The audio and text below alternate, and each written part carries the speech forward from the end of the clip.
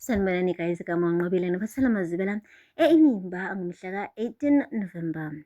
Guys, uhlathi uqhubekile-ke wahlambalaza uLazarus benozoleka phambi kwabantu begcwele. Hhayi ama-security azamile bandla ukumbamba, kodwa umlomo-ke bebengawubambile ngoba ubulokhu ukhiphile amazwi ahlambalazayo. Sho kahle ukuthi lalela la wena Lazarus, hhayi udubula ngesibhamu esiyi-fake wena. Isibhamu sakho hhayi asishayi kahle.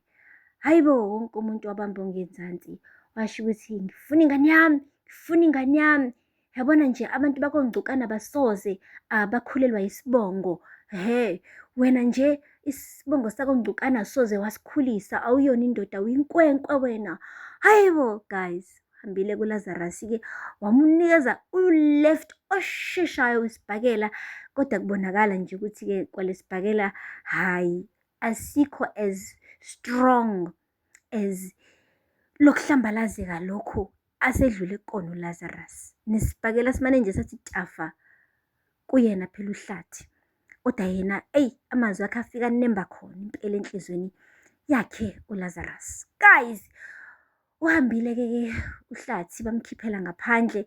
Hhayi-ke nale meeting-ke yale Africa Global Innovation Summit yagcina isiphele kanjalo. Angabe kusapresenta ngisho uqhawe, ngoba uqhawe bekade prepare ugirl ethi ufuna ukuphitsha enye i-presentation, kodwa-ke uyise wafika wanyomfa yonke into. Ngenxa nje ukuthi ufuna kugcwaliseke-ke ukuthi yena uyindoda and uyena uyise kabavumile. Uzoleka le ndoda anayo manje ayilutho, ayiyona indoda ngokwanele ukudlula yena. Guys, abanye abantu bayathanda ukubukwa. Anyway, kuthe kusanjalo-ke kukhona lo sisi okuthiwa uLillian owake wathandana naye-ke uLazarus. Ufikile-ke naye ugirl wazobhodla emswanini phela esho ukuthi kanti sonke lesi sikhathi Lazarus ungenza ngizizwa sengathi angiyizali ngiyinyumba, kanti uyazi inkinga kuwena. Yazi sengenze ngisho inqwaba yama-test mina, ngiyisola mina, size sahlukana impela. Ngithi mina ungazali, kanti wena isibindi esingakho sithathaphi? Uzoleka. Wangena wathi lalela la wena uhlukane phansi nolazi. Uyazi sengikubonile ukuthi kungani ulana, usuka le Kapa uthi asizo-attend ama-meeting nama-presentation, kanti uyazi ufuna uLazarus, uyamfuna uLazarus wena. Ngicela ukukutshela ukuthi wena uyayifuna le ndoda, and ngiyabona ukuthi nje into ofuna ukuyenza manje ufuna ukungena phakathi kwami nengane yethu.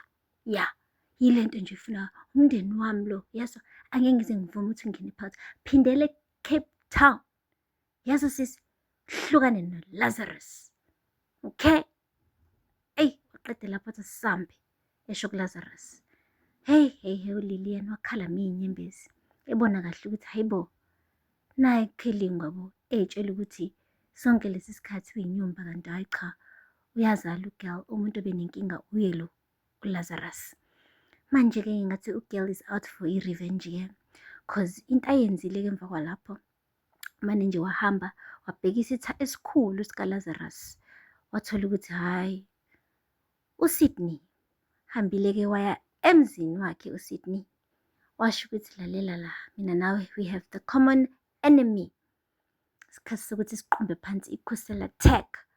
Washo-ke uSydney ukuthi nje ngikunike u-5 minutes, mina nje angikho emdlandleni okulwa nomuntu, angikho nje emdlandleni futhi ukuthi ngibe nesitha, anginaso isitha mina. Wathi lalela, ungayibuzisi, ngiyabona ukuthi uyisitha wena noLazarus. Nakho buka ividiyo le kade impela yenzeka laphaya kuleya presentation, kusho kona ukuthi you are interested ukuthi kwenzakalani empilweni yakhe uLazarus. So asimqumbe phansi. Ebeqinisile-ke guys uLillian, ngoba hhayi akajabulanga kanje uSydney emva kokuzwa phela uhlathi ehlambalaza uLazarus, uze washo ukuthi yabona nje uLazarus akandoda yalutho. Waze wayihlazo, busy ukuthi ingane yomunye umuntu eyakhe. Uyinhlamba kongcukana. Ubonakala nje ukuthi usizakele, uze wathi yabona nje indodana yami uLwandle kuzomele-ke aqale manje ahambise ama-CV, abheke umsebenzi omusha, ngoba yabona nje lapha ekukhusela tech, hayi man, hhayi awachithwe amanzi, le nkukhu ayikho. Hayibo guys, kanti-ke uLazarus kuthena-ke sisendlini-ke, hhayi impela-ke iy'ngcingo belokhu nginayididelana ngoba-ke le ndaba ibisikade yenza ama-headlines nje impela wonke umuntu bekade-ke eyizwile and ibi-trend-a ngisho naka-social media. Ubaba wakhe-ke naye bekade efuna engayeki, efuna ukwazi phela ukuthi indodana yakhe yenze kanjani ukuthi ihudulele phansi isibongo sakaNgcikane ngale ndlela le. And abantu bakaNgcikane ngathi ba-powerful guys, ngathi nje yila bantu laba abangathintwa, abantu ekumele behlezi behloniphekile njengabantu basebukhosini. Manje-ke uLazarus abengade engayimiselanga ngokuhudulela phansi isibongo sakubo, kodwa-ke uhlathi-ke as uhlathi umane nje wasihlambalaza isibongo sakaNgcikana without even thinking twice. Ngalokho-ke guys, usho kahle-ke ukuthi uzojeza kakhulu kabi, kusho uLazarus. Hhayi ngampela ubeqinisile-ke, I think he's the man of his words because uhambile wayempela la ekuhlezi kuphuza khona utshwala yena uhlathi nomfowabo uThulane. Bafica kahle besabhizi bedla inyama bephuza notshwala. Hhayi wakhuluma kahle naye wathi-ke, hhayi bhuti, ngithi angike ngisho ukuthi-ke uhlambalaza isibongo esi-wrong. Isibongo sakoNgcikane sihlambalazwa. So into engifuna uyenza ukuthi wenze i-public apology. Ngikunikeza u-24 hours nje kuphela. Uzoxolisa hhayi kumina kuphela but uzoxolisa kuwo wonke umuntu wakoNgcikane including uZoleka within 24 hours. Wabuza kuhlathi ukuthi mekuwukuthi angikwenzi lokho uzowenzani? Wathi hhayi-ke mekuwukuthi akwenzile lokho, hhayi uzobona, uzowukhomba umuzo notshwala. Wathi lalela la wena, anginandaba mina nabantu bakoNgcikane. Bonke abantu bakoNgcikane abahambe beyonya. Hayibo guys, umane nje wathi uLazarus ezwa leli gama elithi abahambe beyonya lihlambalaza kwayilona. Kahle kahle akagcinanga ngokumthuka laphaya kuleya conference leya, uphinde wamthuka okwesibili ngisho esezocela enze i-public apology. Okusho kona-ke manje ukuthi oNgcikane mebefika beba yibutho bezohlasela uhlathi komele abe ready ubhuti.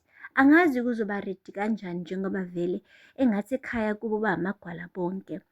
Zolo lokhu bekade bebhizi beshawa umfowabo kaZoleka uLukhanyo, yena nomfowabo ebabhanqa bobabili eyedwa, waze wahlephuka ikhala uhlathi. Uhlathi guys akezwa, uhlathi akafuni ukufunda, ngathi uyathandwa nje, uyaku-enjoy ukushawa abantu. Cause manje-ke usephinde wacela-ke manje umndeni wakoNgcikane ukuthi nawo uphinde umshaye. Nakho phela engafuni ukuxolisa publicly. Guys, hhayi-ke singathuki-ke kusasa mesifica uhlathi emabokoboko futhi, and I feel sorry for uThumeka cause uyena ohlezi njalo ethoba phela amanxeba efaka namabhandishi ugirl.